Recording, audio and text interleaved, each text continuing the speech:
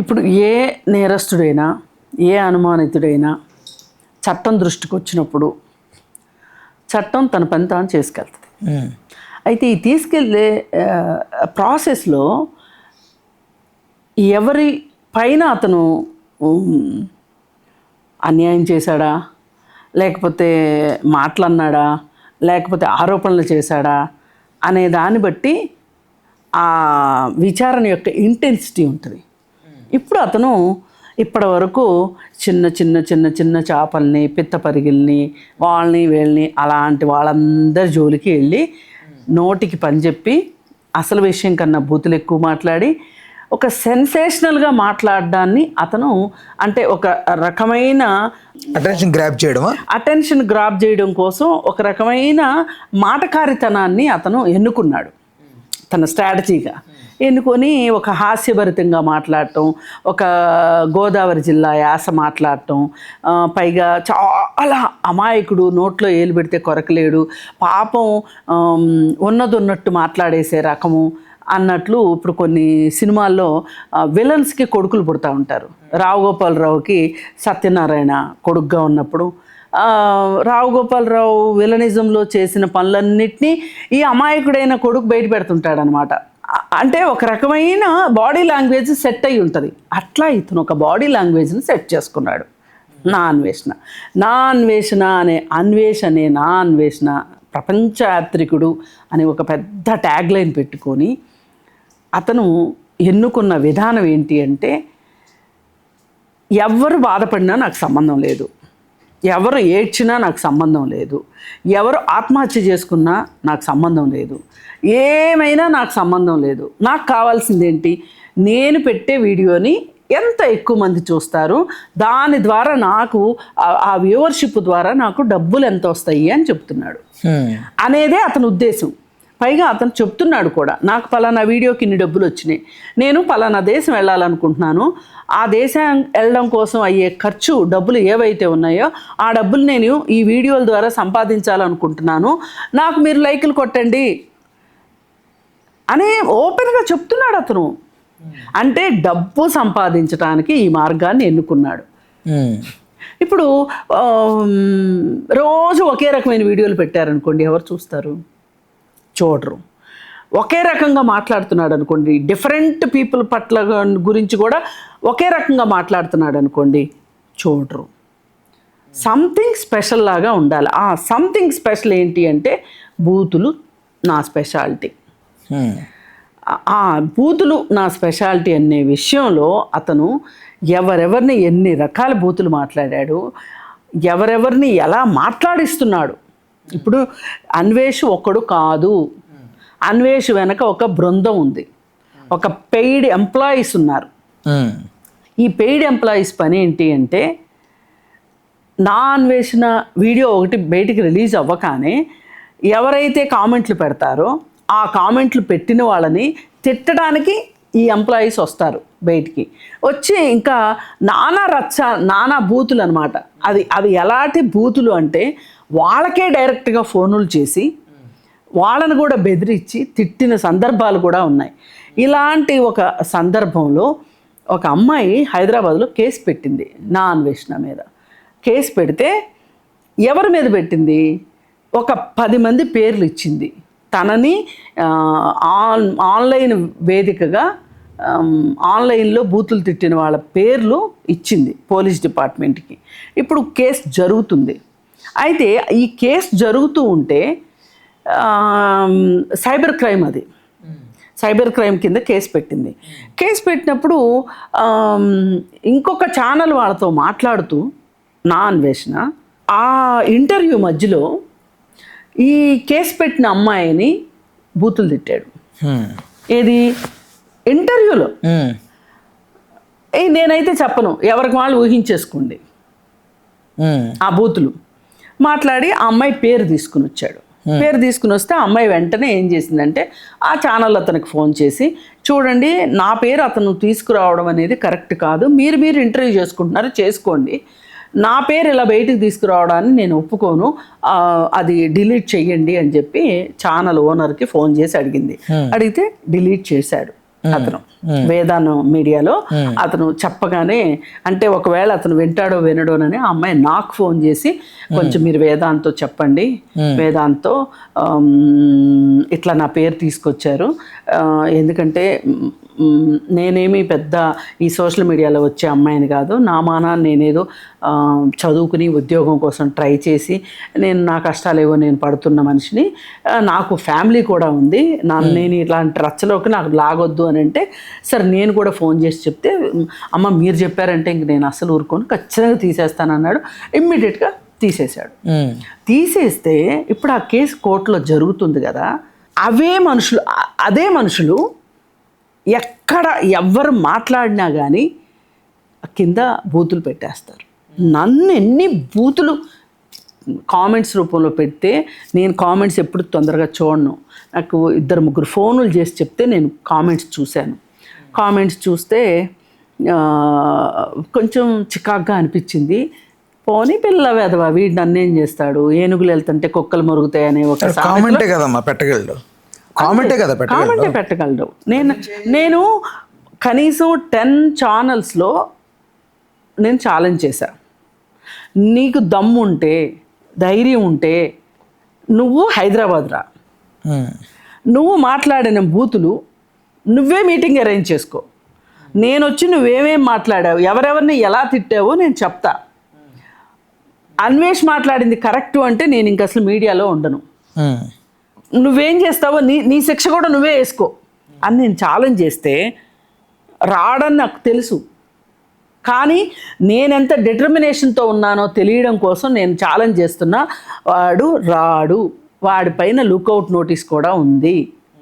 ఇప్పుడు ఇది ఎవరు చెప్పారు? పోలీసులే చెప్పారు, లుకౌట్ నోటీసులు ఉన్నాయి అతని మీద అని. అయితే అసలు ఈ మొత్తంలో అసలు ఈ నా అన్వేషణ అనే అతని ప్లాన్ ఏంటి అనేది కనుక మనం ఒక్కసారి ఆలోచిస్తే కనుక, ఇప్పుడు నేను ప్రపంచ యాత్రికుడిని అని బయలుదేరాడు. అయితే ఇండియాలో ఉండగా వాడికి ఒక పెళ్ళయింది, డివోర్స్ అయింది, అది పెద్ద విషయం కాదు.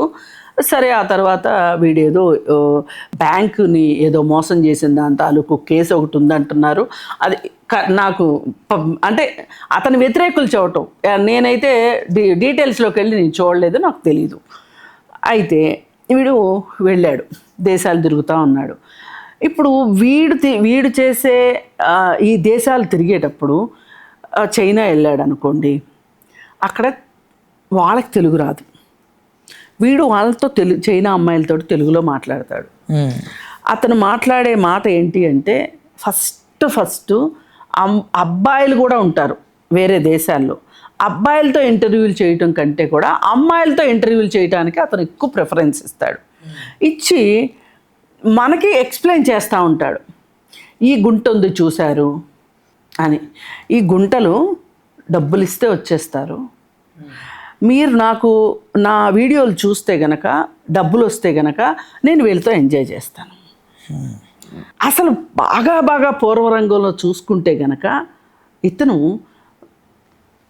బెట్టింగ్ యాప్లకి, అంటే బెట్టింగ్ యాప్లు రకరకాల రూపాల్లో ఉంటాయి, ఒకే రూపంలో ఉండవు బెట్టింగ్ యాప్లు.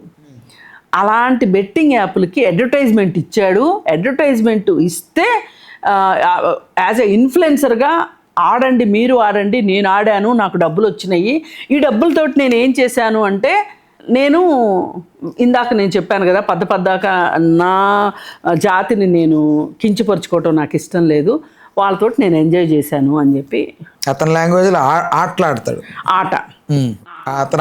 అతని వల్గర్ లాంగ్వేజ్లో దాన్ని ఒక ఆటగా భావిస్తాడు అతను. అది మరి ఏంటి, ఏ సంస్కారం ఏంటో. అదే నేను ఈ డబ్బులు వాడతాను, మీరు కూడా సంపాదించి మీరు ఆటలాడుకోవచ్చు అని చెప్పి వీడియో ఉంది. ఒక దొంగకి ఇంకొక దొంగని విమర్శించే హక్కు కానీ తిట్టే హక్కు కానీ ఉందా? ఇది మొదటి ప్రశ్న అన్వేష్కి. నువ్వు యాడ్స్ ఇచ్చావు ఇన్ఫ్లుయెన్సర్గా, ఇది ఒకటి. ఇంకొకటి, ఇతను ఎంతసేపుడికి ఏం చేస్తున్నాడంటే, వేరే ట్రావెలర్స్కి ఎవరికైనా సరే అతనికి వాళ్ళకి వ్యూవర్షిప్ పెరుగుతుంది అంటే కనుక తన మార్కెట్ పడిపోతుంది. కాబట్టి ఇతను ఎంతసేపు ఈ అమ్మాయిల్ని చూపించటమే సరిపోతుంది. అప్పుడు ఎవరో చిన్నపిల్లలో లేకపోతే కాస్త పర్వర్టెడ్ వాళ్ళు చూసే అవకాశం ఉంటుంది. కానీ నిజంగా ట్రావెలర్స్ చేసే వీడియోలు చూసేవాళ్ళు, ట్రావెల్ యాక్స్ చూసేవాళ్ళు చాలామంది ఉంటారు, అభిరుచి ఉన్నవాళ్ళు. వాళ్ళకి నచ్చేటట్లుగా ఇతను చేయలేడు వీడియోలు, ఎందుకంటే అసలు ఇతని ఉద్దేశం అది కాదు కాబట్టి. అలా ఎవరైతే ట్రావెలర్స్ ఉన్నారో వాళ్ళు ట్రావెలర్స్గా ఉండి వాళ్ళు చేస్తున్న వీడియోలు బాగా పోతున్నాయి అని తెలిసిన వెంటనే వాళ్ళని ఎలాంటి బూతులు అంటే, రవి తెలుగు ట్రావెలర్ అతని భార్యని, అసలు ఇతను ఏం మాట్లాడాడంటే అతని భార్యని అమెరికాలో వ్యభిచారం చేస్తుంది అంటే ఇతనికి తెలిసింది ఏంటి అంటే ఆడ మగ, ఆటలు, వ్యభిచారం, గుంటలు, ఈ మాటలు తప్పితే వేరే మాటలే ఉండవు. అతను 10 మాటలు మాట్లాడితే ఇప్పుడు నేను చెప్పే 4 మాటలు ఉంటాయి అందులో. అతని వైఫ్ని ఎంత వల్గర్గా మాట్లాడాడంటే అంత వల్గర్గా మాట్లాడాడు రవి ట్రావెలర్. అలాగే ఇప్పుడు బన్నీ సయ్యా యాదవ్ అని ఉన్నాడు, బయా సన్నీ యాదవ్. అతని గురించి వాళ్ళ అమ్మగారిని సికింద్రాబాద్ కాదు అసలు నేపథ్యం తెలియాలి మనకి, అర్థం కావాలి అంటే. ఇప్పుడు అతను ఒక ఇంటర్వ్యూలో ఏం చెప్పాడంటే, నేను బెట్టింగ్ యాప్లకి అడ్వర్టైజ్మెంట్ ఇస్తున్నాను, అయితే ఈ అడ్వర్టైజ్మెంటు వల్ల నాకు వచ్చే డబ్బులు ఏవైతే ఉన్నాయో ఆ డబ్బులతోటి నేను బైక్ పైన ప్రపంచ యాత్రికుడిగా వెళ్ళాలనుకుంటున్నాను. మరి నా బైక్కి అప్పుడప్పుడు యాక్సిడెంట్లు అవుతున్నాయి, బైక్ సర్వీసింగ్కి చాలా డబ్బులు అవుతున్నాయి, నాకు కూడా చాలా డబ్బులు ఖర్చు అవుతున్నాయి. అందుకోసం అని చెప్పి ఆ ఖర్చుల్ని మీట్ అవటం కోసం నేను ఈ యాప్లకి అడ్వర్టైజ్మెంట్ ఇస్తున్నాను అని అతను చెప్పాడు. వీడు దాన్ని తీసుకొని, నీకు డబ్బులే కావాలి అంటే సికింద్రాబాదు లాడ్జ్లో మీ అమ్మతో వ్యభిచారం చేయించవచ్చు కదా, నీకు డబ్బులే కావాలి అంటే. ఇది అతన్ని మాట్లాడిన మాట. మళ్ళీ ఇమ్రాన్ అనే అతన్ని అసలు వాళ్ళమ్మ, వీడు డిసైడ్, అక్కడేమో చేయొచ్చు కదా డబ్బులు వస్తాయని చెప్పాడు, ఇక్కడేమో వాళ్ళమ్మ ఆల్రెడీ వ్యభిచారం చేసేస్తుంది చార్మినార్ ఏరియాలో, తండ్రి లేడు. ఇలా అతన్ని ఈ 2 విషయాల పట్ల నేను చాలా సీరియస్గా అతన్ని నా అన్వేషణని వ్యతిరేకించాను. నీకు ఇలా మాట్లాడే హక్కు లేదు, నువ్వు మాట్లాడడానికి వీలు లేదు, మాట్లాడితే కుదరదు అంటే ఈ తన పెయిడ్ బ్యాచ్ని తీసుకొని వచ్చి, ముసలిదైనా పర్వాలేదు, నాకు ఇచ్చిన ట్యాగ్స్ అన్నమాట. నేను చెప్పా కదా ఇందాకే, ఇప్పుడు ఎవరైతే కేసు పెట్టిన అమ్మాయి నా నంబర్ కనుక్కొని, మేడం మిమ్మల్ని ఈ విధంగా తిడుతున్నారు వాళ్ళు, వీళ్ళే నన్ను కూడా తిట్టిన వాళ్ళు, వాళ్ళపైన కేసు ఉంది, మీరు కూడా కేసు వేస్తే మీకు నేను సమాచారం ఇస్తాను అని చెప్పింది. నాకంత టైం లేదమ్మా, మాట్లాడుకొని ఇట్లాంటి వాళ్ళ మీద వచ్చేవాళ్ళు వస్తారు, చూసుకునే వాళ్ళు చూసుకుంటారు, ఆరే దీపానికి వెలుగు ఎక్కువని, అన్వేషి దీపం ఇప్పుడు బాగా వెలుగుతుంది, ఇది ఆరబోతుంది, ఆరుతుంది ఖచ్చితంగా, అందుకని ఎక్కువ వెలుగు వస్తుంది అని చెప్పాను నేను. ఇది చెప్పి ఖచ్చితంగా నెల అయ్యింది. నెల రోజుల్లో తినే కంచంలో చేతులు కడుక్కున్నట్లు, ఎవడ తోకకు వాడే నిప్పు అంటించుకున్నట్లు, కూర్చున్న కొమ్మని నరుక్కున్నట్లు అన్వేషగాడు నాకు సజ్జనార్ గారు ఇంటర్వ్యూ ఇచ్చారు అనేసరికి ఇంకోటికి అసలు పట్టపగ్గాలు లేకుండా అయిపోయిందనమాట. అంటే ఇతను ఈ బెట్టింగ్ యాప్ల వాళ్ళ మీద పోరాటం చేస్తున్నాడు అంటే అడ్వర్టైజ్మెంట్లు ఇచ్చే వాళ్ళ మీద, అసలు బెట్టింగ్ యాప్ల వాళ్ళ మీద కాదు. బెట్టింగ్ యాప్లకి ఎవరైతే అడ్వర్టైజ్మెంట్ ఇస్తున్నారో అడ్వర్టైజ్మెంట్ ఇచ్చిన వాళ్ళ మీద ఇతను మాట్లాడుతుంది. ఈ మాట్లాడేది కూడా సరి అయిన పోరాటం కాదు, సభ్యతతో కూడిన పోరాటం కాదు, వల్గర్ లాంగ్వేజ్లో ఈ విధంగా ఇప్పుడు నేను ఇచ్చిన ఎగ్జాంపుల్స్ ప్రకారం ఇస్తున్నాడు కదా. అయితే సజ్జనార్ గారికి ఇవన్నీ తెలియక, వాళ్ళకి ఇదే పని కాదు కదా, ఇలాంటి అడ్వర్టైజ్మెంట్లు చూడటమే కాదు కదా, అంటే ఇలాంటి ఇంటర్వ్యూలు చూడరు కదా, సరే పలానా అతను చేస్తున్నాడు. అసలు ఈ బెట్టింగ్ యాప్స్ మీద పోరాటం చేసింది ఆద్యుడు సజ్జనార్ గారు. అసలు ఎప్పుడు ఆయన 2019, 17, 18 ఆ ప్రాంతంలో సైబరాబాద్ కమిషనర్గా ఉన్న టైంలో ఈ బెట్టింగ్ యాప్లకి అడ్వర్టైజ్మెంట్ ఇచ్చేటప్పుడు టాలీవుడ్ బాలీవుడ్ హీరోలతో సహా నోటీసులు ఇచ్చిన ఘనత ఉంది ఆయనకి. ఇంకెప్పుడు చెయ్యమని చెప్పారు, అడ్వర్టైజ్మెంట్లు చేయమని చెప్పారు వాళ్ళు. అసలు ఆయనకి ఎందుకు ముచ్చటేసిందంటే, అరే ఆ రోజు నేను చేసిన పోరాటము, వాళ్ళ మీద తీసుకున్న స్టాండు, అప్పుడు నేను ఉక్కుపాదం మోపిన దానికి అది కంటిన్యూ అవ్వలేదు. తర్వాత అది ఇంకా ఎక్కువ పెచ్చిమీరిపోయేసరికి ఇప్పుడు ఇతను మాట్లాడుతున్నాడు. ఇతను వెనక బిహైండ్ ఇంత స్టోరీ ఉంది. ఇతను ట్రావెలర్స్ మీద కోపంతో వాళ్ళ మీద కక్ష తీర్చుకోవడం కోసం ఇది ఎన్నుకున్నాడు అనే సంగతి ఆయనకు అర్థం కాక ఎవరో ఒకళ్ళు ఇలా చేస్తున్నారు, ఇంతే చాలు అని అతనికి ఇంటర్వ్యూ ఇచ్చేసరికి ఇక ఆ ఇంటర్వ్యూ చూపించుకొని ఇంకా మనోడు చెలరేగిపోయాడు అనమాట. చెలరేగిపోయి ఇంకా ఇష్టారీతిని మాట్లాడుతూ ఒకరోజు ఏమైందంటే, నాలాంటి వాళ్ళు మాట్లాడుతూ అసలు ఈ బెట్టింగ్ యాప్లకి ప్రమోషన్ ఇచ్చేవాళ్ళు మీద కంటే కూడా అసలు ఈ బెట్టింగ్ యాప్లు నిర్వహించే వాళ్ళ మీద కదా పోరాటం చేయవలసింది ఎవరైనా. అసలు ఆ నిర్వాహకుల జోలికి వెళ్ళట్లేదు ఏంటి ఎవరైనా సరే. అసలు ఆ నిర్వాహకుల్ని పట్టుకోవాలి అనుకునేసరికి అక్కడ వీడికి కాస్త బలు వెలిగినట్లుంది. వెలిగి ఏం ఆలోచించాడంటే, అంటే ఇంకా సెన్సేషన్ చేద్దామని ఎవరో అన్నారు కూడా, మెట్రో వీటి మీద యాడ్స్ వస్తాయి అని చెప్పి, ఎక్కడో కాదు ఏబిఎన్ ఆంధ్రజ్యోతి వాళ్ళు ఈ బెట్టింగ్ యాప్లు దీని మీద 7 o'clock వెంకటకృష్ణ గారితో డిబేట్ జరిగితే ఆ రోజు నన్ను కూడా పిలిచారు. నాతో పాటు ఇంకొక ఇద్దరు వచ్చారు. ఎవరు, యువ సామ్రాట్ ఇంకొకళ్ళు వచ్చారు. ఆ వచ్చినప్పుడు బాలా ఉన్నాడు కదా లాయరు, బాలా మాట్లాడుతూ, బాలా ఫోన్ ఇన్లో వచ్చాడు, జూమ్లో వచ్చాడు. బాలా మాట్లాడుతూ ఏమన్నాడంటే, అసలు ఇవి ఎంత దూరం వెళ్ళిపోయాయంటే ఈ యాడ్లు, ఆఖరికి మెట్రోలో చూసిన యాడ్లే, ఎక్కడ చూసిన యాడ్లే అనేసరికి ఆ మాట పట్టుకున్నాడు. ఇంకా పట్టుకుని ఇక ఆ తెల్లారి నుంచి మెట్రో మీద పడ్డం మొదలెట్టాడు. అంటే నేను చిన్న వాళ్ళ మీద మాట్లాడుతూ ఉంటే ఇదేదో నాకు అంటగడుతున్నారు వీళ్ళు, అంటే ట్రావెలర్స్ మీద మాట్లాడుతుంటే నా సొంత ప్రయోజనం అనుకుంటున్నారు, నేను పెద్ద హీరోని అయిపోవాలి, ఈ విషయంలో ఇంటర్నేషనల్ హీరోని అయిపోవాలి అని చెప్పి గవర్నమెంట్ని తిట్టడం మొదలెట్టాడు. ఈ మెట్రో వీటన్నిటి గురించి పైగా చెప్పటం కూడా ఎట్లా అంటే, ఒక 300 కోట్లు స్కామ్ జరిగింది, దాంట్లో 300 కోట్లు పనిచేసుకున్నారు, కొన్ని వేల రూపాయల స్కామ్ జరిగితే, కోట్ల రూపాయల స్కామ్ జరిగితే 300 కోట్లు వీళ్ళందరూ కలిసి సిఎస్ శాంతకుమారి, అలాగే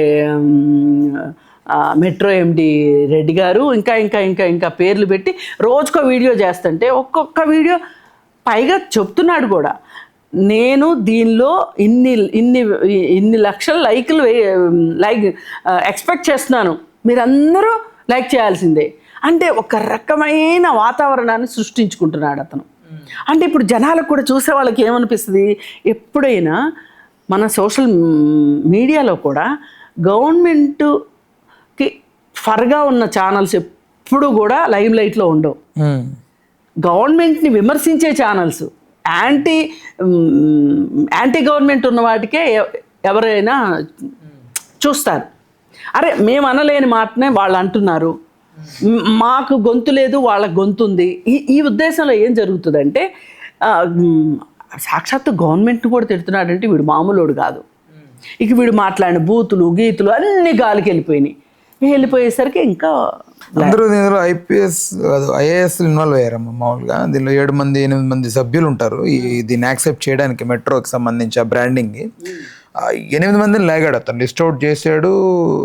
డీజీపీ గారిని మాట్లాడాడు, జితేంద్ర గారిని మాట్లాడాడు. అసలు ఆయన దొంగ, ఆయన పోలీస్ ఆయన అని. అంటే ఇప్పుడు నేను ఆరే దీపానికి వెలుగెక్కువ అని ఊరికి అనలా, ఇంతలా మాట్లాడుతున్నాడు అంటే ఇది ఎక్కువ కాలం, ఇప్పుడు గవర్నమెంట్ మీద మాట్లాడాడు కాబట్టి గవర్నమెంట్ చర్యలు తీసుకుందే అని కాదు, అసలు వీడు బేసిక్గా ఒక పాయింట్ని మర్చిపోతున్నాడు కన్వీనియంట్గా. నేను అది కూడా క్వశ్చన్ చేశా. నువ్వు ఇప్పుడు ఈ అడ్వర్టైజ్మెంట్ ఇచ్చిన వాళ్ళ మీద కంటే కూడా వాళ్ళు తీసుకున్న డబ్బులు పంచొచ్చు కదా, చచ్చిపోయిన వాళ్ళ మీద ఖర్చు పెట్టొచ్చు కదా. నేను ఇస్తున్నాను, నేను ఒక మనిషిని పెట్టుకున్నాను, వాళ్ళ ఇళ్ళకి పంపించి చూసి నేను వాళ్ళకి డబ్బులు ఇస్తున్నాను. అది చేస్తుంది మాత్రం నిజమైతే మంచిదేనమ్మా. అరే కాదండి, మనం ఎప్పుడు కూడా ఒక పాక్షికమైన విషయాన్ని పట్టుకొని ఇది చేశాడు కాబట్టి చాలు అనుకుంటే, అసలు నిజంగా నికార్సుగా నువ్వు చేయదలుచుకుంటా అంటే ఉడతా భక్తిగా చేసిన దాన్ని నేను తప్పు పట్టట్లా, కానీ ఇతను ఇది చేసి నేను చాలా చేశానని చెప్పుకుంటున్నాడు. ఆ చెప్పుకునే ప్రాసెస్లో ఇంకా ఎక్కువ సంపాదించుకుంటున్నాడు అతను. అది నా అబ్జెక్షను.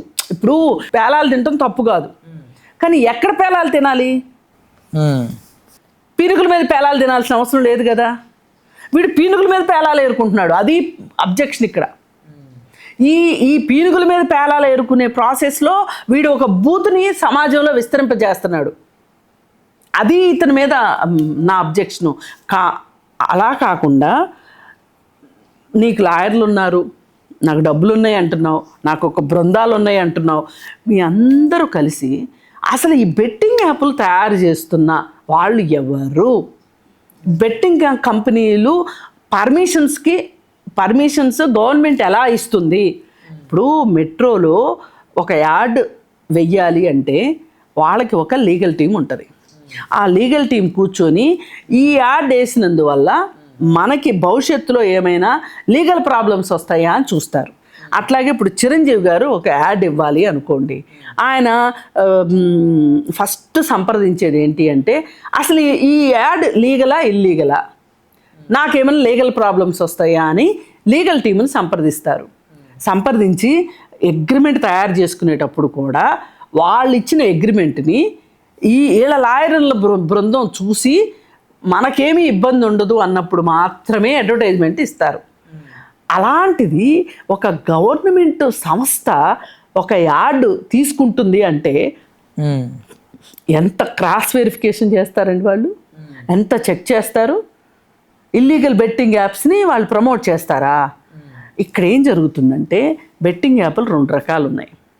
అన్నిటినీ కలిపేయండి మీరు, అన్నిటినీ కలిపేసేసి రకరకాలు రమ్మి కావచ్చు, ఇంకోటి కావచ్చు, అన్నిటికీ కలిపి ఒక కుప్పగా పోస్తే దీంట్లో లీగల్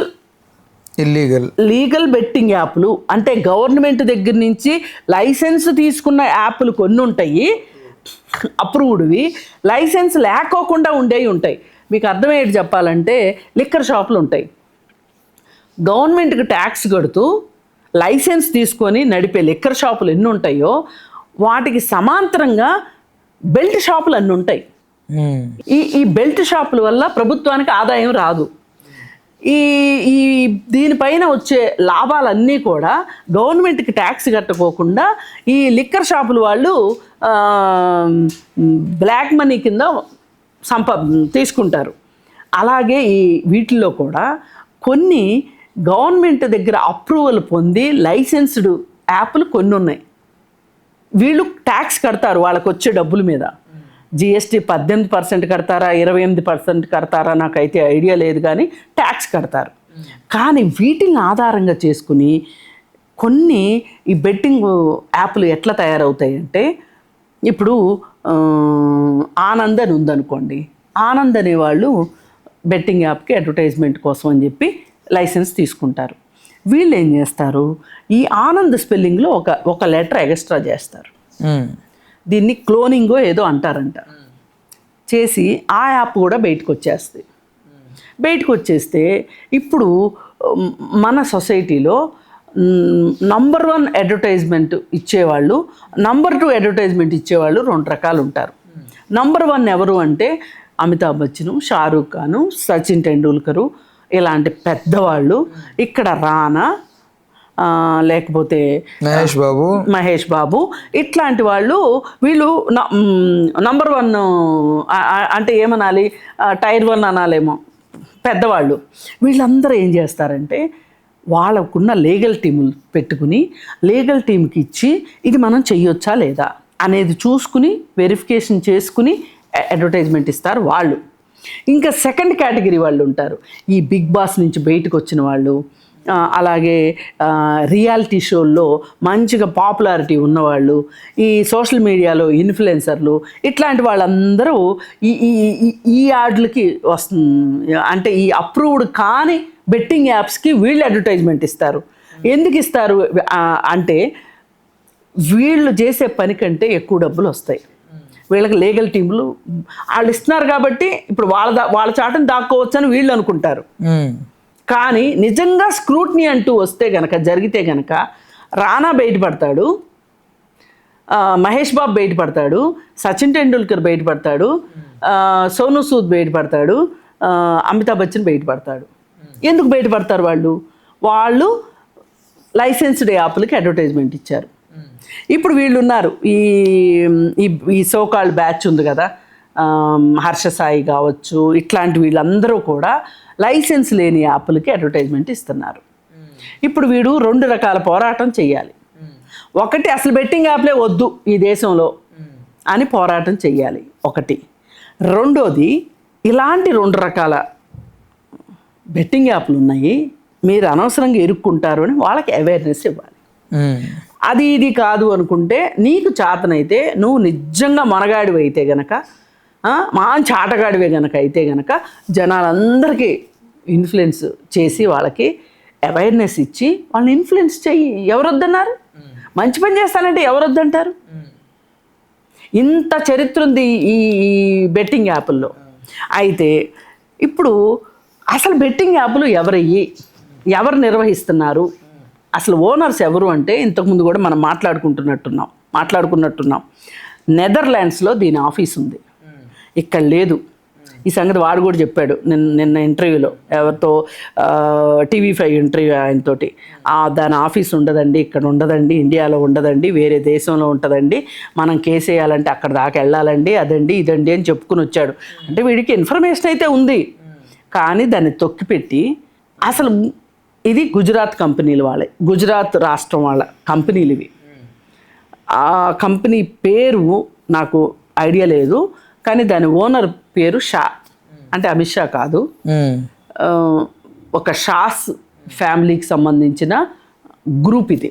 షా అంటే వాళ్ళు బ్రాహ్మణ్ సామాజిక వర్గమా? వైశ్యాస్ వాళ్ళు. గుజరాతీలు అంటే ఇక చెప్పక్కర్లేదు, ప్రపంచంలో ఎక్కడ ఏ మూల ఒక మురికి పని జరిగింది అందులో ఉంటారు అంటే గుజరాత్ వాళ్ళు ఉంటారు. మనకేమి నిర్మోహటంగా మాట్లాడుకోవచ్చు ఈ విషయంలో. దొంగ మార్గంలో అమెరికా వెళ్ళే వాళ్ళు గుజరాతీలు ఎక్కువ మంది. అమెరికాలో కావచ్చు, వేరే ఏ దేశంలోనైనా సరే అవి ఇల్లీగల్ దందాలు చేసేదంతా చేసే వాళ్ళని ఒక 10 మందిని కనుక సెలెక్ట్ చేస్తే అందులో 8 మంది గుజరాత్ వాళ్ళు ఉంటారు. సరే, ఏది ఏమైనప్పటికీ వాళ్ళది ఈ కంపెనీలు. అసలు వాళ్ళు ఎంత ట్యాక్స్ కడితే మట్టుకు ప్రజలకి ఇంత నష్టమైనప్పుడు ఇవి ఎందుకు ఉండాలి అనే పోరాటం నువ్వు చేసి ఉంటే బ్రహ్మాండంగా ఉండేది. నీకు అంత పెద్ద విషయాల్లో పోరాటం చేయటం చేతగాక కేవలం వ్యక్తుల్ని తిట్టుకుంటూ కాలక్షేపం చేస్తూ బూతులు మాట్లాడుతూ, ఇంకా ఆ డోసు కొంచెం డోసు పెంచరా అన్నట్లు ఈ డోసు పెంచుకుంటూ ఎవరినైతే టచ్ చేయకూడదో వాళ్ళని టచ్ చేశాడు. ఇప్పుడు కేసు అయ్యింది. ఇప్పుడు వాళ్ళకు కూడా ఎట్లుంటుందంటే, మా లీగల్ టీము ఇచ్చింది, అప్రూవ్ చేసింది, ఇది ఎట్లా పనిషబుల్ ఎఫెన్స్ అవుతుంది అనే ఉద్దేశంలో వాళ్ళు ఉన్నారు. ఇప్పుడు అందుకే ఇతని మీద పరువు నష్టం దావాలు అన్నీ వరుసగా వస్తాయి. అప్పుడే ఏం కాదు, ఎక్కడ ఉన్నాడు కదా అరెస్ట్ చేసి ఇక్కడ వరకు లాగలుగుతారా? ఖచ్చితంగా ప్రభుత్వాలు తలుచుకుంటే అవుతాయి, తలుచుకోకపోతే అది వేరే విషయం. ఇప్పుడు చాలామంది లండన్లో విశ్రాంతి తీసుకుంటున్నారు మన దేశ పారిశ్రామికవేత్తలు. వాళ్ళల్లో ఒక్కడిని మట్టుకు మొన్న కంటి తుడుపుగా మొహల్ చగ్సీ అనే అతన్ని మట్టుకు వజ్రాల వ్యాపారిని మట్టుకు ఇండియా తీసుకొచ్చారు. కానీ విజయ్ మాల్యా వచ్చాడా, లలిత్ మోడీ వచ్చాడా, ఇంకోడు బోల్డ్ మంది ఉన్నారు అక్కడ రెస్ట్ తీసుకుంటున్నారు. వాళ్ళందరూ రారే మరి, శేష జీవితం గడుపుతున్నారు. జీవితం గడుపుతుంది విలాసవంతంగా. అదే ఇప్పుడు దొంగ డబ్బులు దాచుకుంటానికి స్విస్ బ్యాంకులు ఎట్లుంటాయో, దొంగలు దాక్కోవడానికి లండన్ అట్లా పనికి వస్తారన్నమాట. అందుకే ఇప్పుడు ఈ మధ్య అసలు లండన్ వాడేనా ట్యాక్స్లన్నీ కొట్టేసేది, నేనెందుకు చేయకూడదు అని చెప్పి ట్రంప్ కూడా మొన్న ఒక గోల్డ్ గ్రీన్ కార్డు ఒకటి పెట్టాడు. అంటే ఎవరైనా డబ్బులు ఉన్నోళ్ళు నేరస్తులు అక్కడికి వెళ్ళిపోయి కంట తీసేసుకొని చక్కగా హ్యాపీగా ఉండొచ్చు అనమాట. అయితే ప్రస్తుతం మనం మాట్లాడుకోవాల్సిన విషయం అన్వేష్ విషయానికి వస్తే, ఇలా నోరు దురుసుతోటి నేను ఏమైనా చేయగలను, నా దగ్గర జనాలు విసిరిన ఎంగిలి మెతుకులు అంటే ఏంటి, వ్యూవర్షిప్ వల్ల వచ్చిన డబ్బులు చూసుకొని ఇదేదో నా కండలు కరిగించి డబ్బులు సంపాదించాను అన్నంత ఫీలింగ్ ఇచ్చేసేసి అమాయకపు చక్రవర్తి మొహం పెట్టేసేసి బూతులు హాస్యం అన్నీ కలిపి ఒక బూతు పంచాంగం నడుపుతున్న అన్వేష్ ఇవాళ కాతే రేపు, రేపు కాకపోతే ఎల్లుండు భారతదేశం రావాల్సిందే, అతన్ని రావాల్సిందే. ఇంతమందిని ఇప్పుడు చనిపోయే వాళ్ళు చనిపోతున్నారు బెట్టింగ్ యాప్లో, నేను కాదు అనట్లా. ఈ బెట్టింగ్ యాప్ల్లో చనిపోయే వాళ్ళ మీద జాలి చూపించి కన్నీళ్లు కార్చి ఆటల్ని సొమ్ము చేసుకుని డబ్బులు సంపాదించుకుంటున్నాడు. వీడెంత నికృష్టుడు, నికృష్టంలో నికృష్టం కదా ఇది. ఇప్పుడు కొంతమంది శ్మశానాల దగ్గర ఉంటారు, కాటి కాపర్లలో తో పాటు ఉంటారు. ఇప్పుడు బట్టలు అవి వేస్తారు కదా, ఆ మంచి మంచి చీరలు అవి మగవాళ్ళు అయితే ఆ బట్టలు తీసేస్తారు. అవి తీసుకోవడానికి వచ్చేవాళ్ళు ఉంటారు. ఎంత దరిద్రులు కాకపోతే వస్తారు. నిజంగా నేను వాళ్ళ పరిస్థితికి నేను చాలా బాధపడుతున్నాను. నేనేమి వాళ్ళని ఎగతాళి చేయాలని కదా, అంటే అంత అలా చేస్తేనే అంత దీనస్థితిలో ఉన్నారు. అంటే వీడెంత దీనస్థితిలో ఉన్నాడు. క్షణానికి ఒక కళ్ళజోడు, రంగులు రంగులు కళ్ళజోళ్ళు మార్చేసి పులుపులు చొక్కాలు వేసుకొని సగం సగం బట్టలు వేసుకుని, ఇతను వేసుకునేది కాదు పక్కన వాళ్ళకి వేసి మరీ చూపిస్తాడు లేడీస్కి. ఎక్కడ వాడి వీడియోల్లో జెంట్స్ ఎంతమంది ఉంటారు మీరు వేళ మీద లెక్క పెట్టండి. అంటే గిలకలేని బావి అంటే నీళ్ళు లేని బావి గిలకలు ఎక్కువ అన్నట్టు ఇతను ఏమన్నా కొంచెం ఇతను గే ఉండో లేకపోతే వేరే ఏదైనా. నేను అస్సలు మాట్లాడనండి. అంటే నేనమ్మా ఇప్పుడు అంత మరి కాదు. ఎందుకంటే నా ఉద్దేశం అతను ఏమైనా కావచ్చు. నేను అతని పైత్యాన్ని అతను స్ప్రెడ్ చేస్తున్న చెత్త గురించి నా బాధ అంతా. ఇప్పుడు ఏమవుతుందంటే తెలిసి తెలియని వయసులో ఇలాంటి బూతులు వినాలని, ఊహించుకోవాలని అనుకునే యువత ఉంటారు. ఇవాళ రోజున ఈ సెల్ ఫోన్ ఒకటి వచ్చేసేసి ఈ సెల్ ఫోను పనిచేసేవాడిని పనిచేయనివ్వకోకుండా, తినేవాడిని తినేవ్వకోకుండా, నిద్రపోయేవాడిని నిద్రపోనివ్వకోకుండా, ఆలోచించేవాడిని ఆలోచించనివ్వకోకుండా అన్ని పనులు తనే చేసేస్తుంది. ఆ సెల్ ఫోన్ పట్టుకొని రెండో పని, రెండో మాట, రెండో ఆలోచన లేకుండా ఆ సెల్ ఫోన్లోని మునిగిపోతా ఇట్లాంటి పోర్న్ కంటెంట్ చూస్తున్నారు చూడండి. ఇప్పుడు బెట్టింగ్ యాప్లు ఆడిన వాళ్ళు ఒక రకంగా నష్టపోతే, ఇట్లాంటి వాళ్ళు మానసికంగా ఏమవుతున్నారు, మానసిక రోగులు అవ్వట్లా. నా అబ్జెక్షన్ అది. వీడు ఎన్ని డబ్బులు సంపాదించుకున్నాడు, ఎంతమంది ఆ డబ్బుల్ని ఏ విధంగా ఆటలాడడానికి ఖర్చు పెట్టాడు, థాయిలాండ్లో మసాజులు చేయించుకుంటున్నాడు, ఏం చేస్తున్నాడు అతని పర్సనల్ లైఫ్. కాకపోతే నేను విన్న దాని ప్రకారం అంటే వాడొచ్చలేదో నాకు తెలియదు కానీ, అంటే అతను ఒక నపుంసకుడని అది విన్నా నేను. అది వేరే ఎవరో ఒకరు అంటే ఎవరో అన్నారు కూడా ఆ మధ్య, మొదటి భార్య కూడా అందుకే వెళ్ళిపోయింది అని కూడా అన్నారు. అంటే నేనేమంటున్నానంటే అది నా సబ్జెక్ట్ కాదు. నేను నా సబ్జెక్ట్ కాని దాని జోలికి నేను వెళ్ళను. అతని వల్ల ఎఫెక్ట్ ఏంటి, ఆ ఎఫెక్ట్ వల్ల వచ్చే నష్టం ఏంటి, సమాజానికి ఏం నష్టం అనేది నేను ఆలోచిస్తాను తప్పితే అతను ఏదైతే ఏంటండి. ఇప్పుడు వీడున్నాడు, శ్రీనివాస్ ఉన్నాడు, నేను ట్రాన్స్జెండర్ని అన్నాడు, నేను అఘోరీని అన్నాడు. ఫస్ట్ నువ్వు అఘోరీవి కాదురా అన్నాము, ఆ తర్వాత అసలు నువ్వు ట్రాన్స్జెండర్ కూడా కాదురా అన్నాము, ఇప్పుడు నువ్వు మనిషివి కూడా కాదురా పచ్చి మోసగాడివి అంటున్నావు. అట్లాగే ఇప్పుడు ఇతను కూడా రకరకాల రూపాలు మార్చుకుంటే నేను వాటి గురించి మాట్లాడను. ఇప్పుడు టాపిక్ ఏంటి? ఈ టాపిక్లో ఇతను ఈ విధంగా మాట్లాడడం కరెక్ట్ కాదు. నువ్వు అంత ధైర్యవంతుడివి అయితే గనక, నీ దగ్గర అంత గట్సే ఉంటే గనక, నువ్వు ఎవడైనా సరైనవాడు, తెలివైనవాడు, సాహసవంతుడు ఏనుగు కుంభస్థలాన్ని కొడతాడు. ఏనుగు కాలు మీద దెబ్బ కొట్టి తోక పట్టుకుని పీకి సంతోషపడ్డావు. ఇప్పుడు వీడు చేసే పనులన్నీ ఇట్లాగే ఉన్నాయి. పైగా వీడి వెనకున్న మనుషులు కూడా ఇవాళ బయటికి రావాల్సిన అవసరం ఉంది. వాళ్ళు కూడా పనిష్ అవ్వాల్సిన అవసరం ఉంది. లాయర్ కూడా ఉన్నట్టుగా తెలుసు. లాయర్ ఇంత ఏదో పనులు చేసేటప్పుడు, ఇన్ని డబ్బులు సంపాదించేటప్పుడు లాయరు ఆడిటర్ లేకోకుండా వీళ్ళు అసలు ఇప్పుడు లాయర్లు ఆడిటర్లే కదా వీళ్ళ తప్పులన్నీ కప్పెట్టగలిగేది. నేను లాయర్ ఉండేవండి, లాయర్ వాళ్ళ తాత ఉండేవండి. ఇక్కడ పాయింట్ అది కాదు. అసలు ప్రభుత్వం మట్టుకు వీడిని వదలటానికి వీల్లేదు. వీడు ఒక మానసిక రోగి. ఈ మానసిక రోగి వీడి దగ్గర ఉన్న పైత్యం మొత్తం అందరి మీద వేసి రుద్దుతున్నాడు. ఎదురు మాట్లాడిన వాళ్ళ బూతులు మాట్లాడేస్తున్నాడు. అది అసలు. పైగా అసలు వీడు బెట్టింగ్ యాప్లకి వ్యతిరేకంగా చేసింది ఏమీ లేదు. ఫస్ట్ మొదలెట్టింది సజ్జనార్ గారు. నెక్స్ట్ ఇంకా దాన్ని ఒక లెవెల్కి తీసుకెళ్ళింది యువ సామ్రాట్ రవి తీసుకెళ్ళాడు ముందుకి. అంతేగాని వీడు చేసింది ఏమీ లేదు. వీడు దీనిపైన డబ్బులు సంపాదించుకున్నాడు. సజ్జనార్ గారు ఆయన బాధ్యతలో భాగంగా చేశారు, అది వేరే విషయం. యువ సామ్రాట్ రవి అతని పైన కేసులు పెట్టించుకున్నాడు. ఒక రకంగా నష్టపోయింది అతను. ఈ మొత్తం మీద బెట్టింగ్ యాప్లు ఓనర్లు ఎంత లాభపడ్డారో అలాగే వీడు కూడా లాభపడ్డాడు. పైగా ఎవరికి మళ్ళీ పెద్ద బంగళా కట్టుకుని ఒక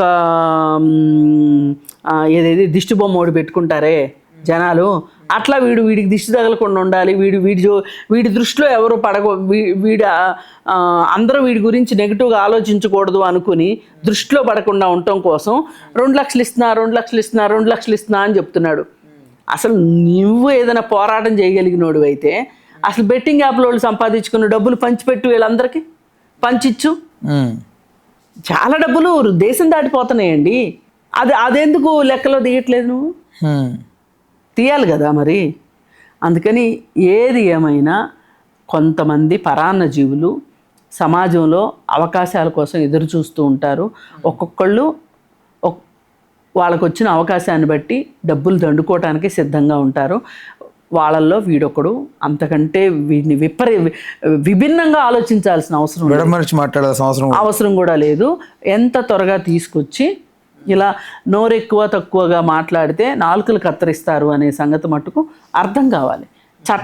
చట్టం తన పని తాను చేసుకుని వెళ్ళేటట్లు ఉండాలి తప్పితే నువ్వు చట్టాన్ని వ్యతిరేకించడం తప్పని కూడా నేను అన్ను.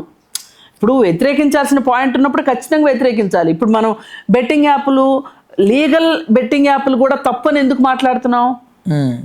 గవర్నమెంట్కి ట్యాక్స్ వస్తే సరిపోద్దా? ట్యాక్స్ వస్తే ఏ పనైనా చేసేయచ్చా? చేయకూడదు కదా. ఇప్పుడు సఫారీ తీసుకుని హత్య చేస్తాడు. సఫారీలో వచ్చిన దాన్ని 18% ట్యాక్స్ కడతాను అంటే ఒప్పుకుంటారా? కాదు కదా. అందుకని గవర్నమెంట్ మెడలు కూడా వంచాల్సిన అవసరం ఉంది. వ్యాపారస్తులు వాళ్ళ స్వార్థం కోసం, వాళ్ళ డబ్బుల కోసం అమాయకులైన ప్రజలకి ఈ అడ్వర్టైజ్మెంట్ల ద్వారా ఇలా ఆశ చూపించి ఇది నొక్కండి డబ్బులు వస్తాయి, అది నొక్కండి డబ్బులు వస్తాయి అని చెప్పి వాళ్ళని మాయ చేసి వాళ్ళ జేబుల్లో చేతులు పెట్టి మరీ డబ్బులు తీసేసుకుంటున్నారు. ఇది కరెక్ట్ కాదు. ప్రభుత్వం ఆలోచించాలి. అసలు ఈ బెట్టింగ్ యాప్లు ఎందుకు అవసరం ఏంటి?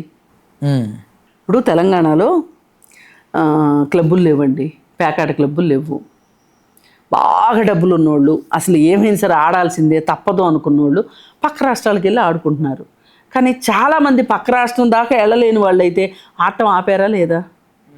బాగా డబ్బులు ఉన్నోడికి డబ్బులు పోతే మీకు నాకు నొప్పి ఏంటి చెప్పండి? ఇది పైగా ఈ బెట్టింగ్ యాప్లకు సంబంధించి ఒక 5 రాష్ట్రాలు కఠినమైన చట్టాలు తీసుకొచ్చినాయి. దానిలో తెలంగాణ ఉంది, ఆంధ్రప్రదేశ్ ఉంది, ఇట్లా కొన్ని రాష్ట్రాలు ఉన్నాయి.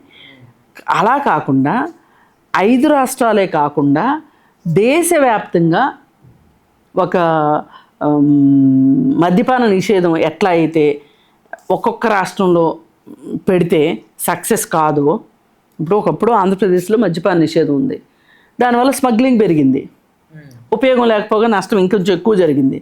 అలాగే ఇప్పుడు గుజరాత్ ఉంది, గుజరాత్లో మద్యపాన నిషేధం ఉంది, కానీ గుజరాత్లో మందు దొరికినంతకి ఇంకెక్కడా దొరకదు.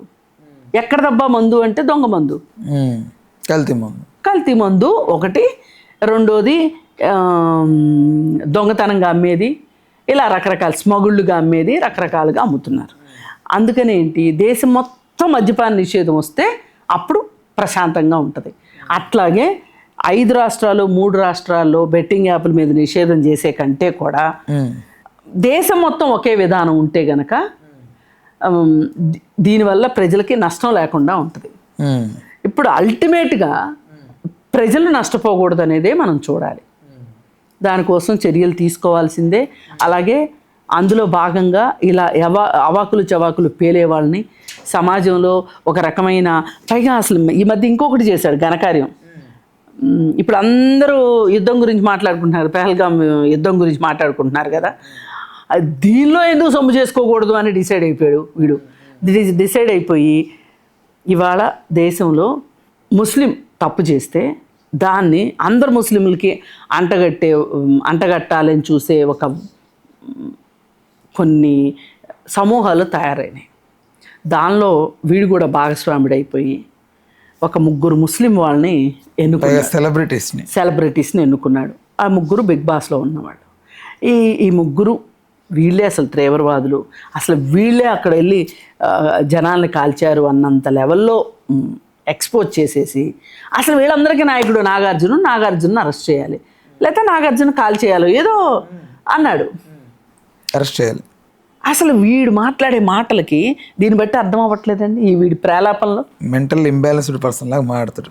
కరెక్టే, కానీ దీనివల్ల నష్టం ఎంత జరుగుతుందండి? ఇప్పుడు ఈ 3 కుటుంబాలు ఉంటాయి కదా. పైగా పెహల్గాం లాంటి సంఘటన తర్వాత ఎంతో కొంత ముస్లింస్ మీద వ్యతిరేకత ఆ టైంలో రగులుతున్న టైంలో ఇట్లాంటి వాళ్ళు అట్లా అనేసరికి టక్కన చుట్టుపక్కల వాళ్ళు కానీ వీళ్ళందరూ కూడా ఎలా చూస్తారు, వాళ్ళని శత్రువులాగా చూస్తారు. ఎలా చూస్తారు? దీనివల్ల ఇప్పుడు మనం మాట్లాడే మాట వల్ల ఏదైనా లాభం ఉందా? అతనికి తప్ప దేశానికి ఏమైనా ఉందా? ఏమీ లేదు. ఏమీ లేకపోగా ఆ పేరు చెప్పి కూడా, అంటే ఆ శవాల మీద కూడా పేలాలు ఏరుకుంటున్నాడు వీడు. రాబందులు చూస్తుంటాయంట, శవం ఎక్కడ దొరుకుతుందా అని. ఎందుకంటే రాబందులకు ఆహారం శవాలే, కానీ రాబందుకి వేరే ఆహారం ఉండదు కాబట్టి ఇది ఆహారం అయింది.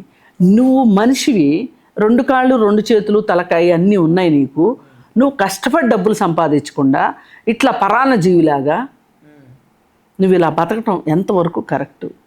పైగా నువ్వు స్ప్రెడ్ చేస్తున్నది మట్టుకు అసలు దాన్ని నువ్వు చేసే చండాలాన్ని మట్టుకు క్షమించేది కాదు. పైగా దీన్ని ఎదురు చెప్పిన ప్రతి వాళ్ళని నువ్వు నీ బూతుల దండకంతో తిట్టడము ప్లస్ తిట్టించడము 2 నేరాలే. అందుకే పాపం పండింది అని నేను అనుకుంటున్నాను.